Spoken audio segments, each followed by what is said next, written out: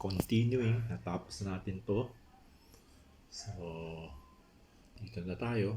So, itong the same goes to those who would like to dwell to those unrevealed truth outside of the 66 books.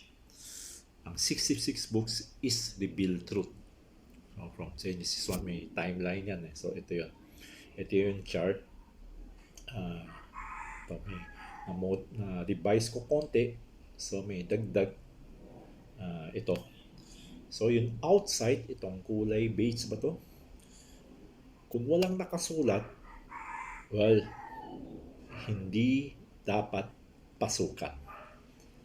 Well, pag pinasukan yan, lahat is either assumption or speculations.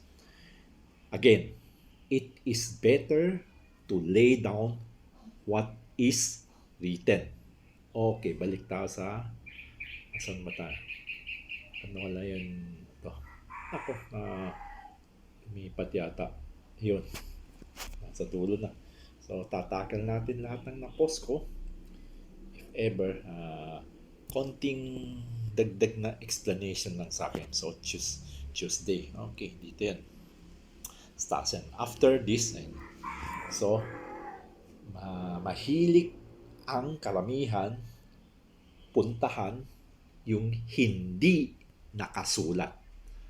Mga kwentong kutsero, kwentong barbero, yun ang gusto. Anyway, ito is mga old mindset natin, no? So, kinorek ko kaya meron dito likewise sa taas nito, no? Okay, napansin mo ito. So, duktong lang na ito mga daily posting ko. Berayan Expostor naman to. So, 2 minutes pwede natin puntahan ang mga old mindset na ito. Puntahan natin to. Ito. Likewise, kasi may mga mali tayo na hindi na natin pinago. O siguro wala na pag-share o wala na pag-overflow kundi ako lang. Kundi ka nagbabasa, o hindi mo makukuha. So, may mga gumagamit ng ito.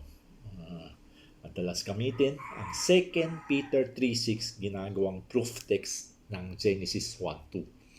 So, yun, overflow with water perish. Yun daw yun overthrow. Pero ang word dyan is overflow with water perish. So, hindi kailangan ng proof text ang 1:2. Kung meron, kuha ka tayo sa iba. Sabi nga natin sa Ephesians 1:4, katabole. So hanapin lang natin. Pero hindi itong 2 Peter 3:6. Ito ay tungkol sa Noah's flood. Again, context is very important. So, mga gumagawa nito, gawin ng proof text is not handling the truth. May payo naman ako rito. Study, bow the knees per adventure. So, ito, isa sa mga old mindset natin. Meron pa iba. Meron iba naman, naniniwala. The same goes to those who do not believe Genesis 4:1. Si Adam and Eve are the parents of Cain.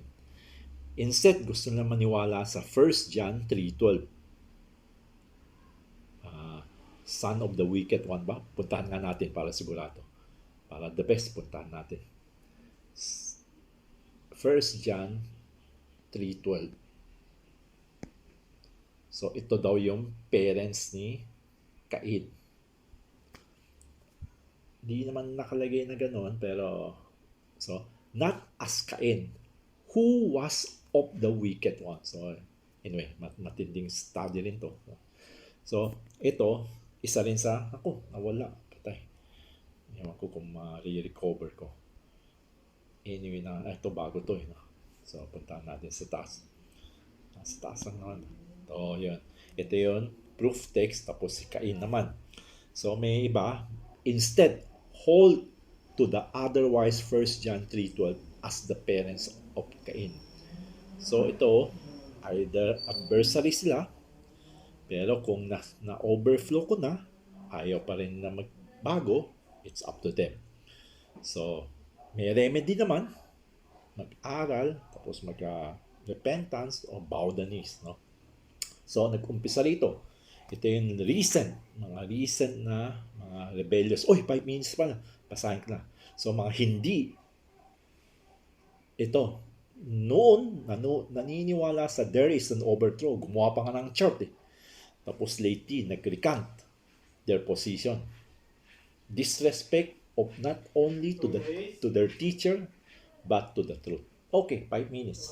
Thank you.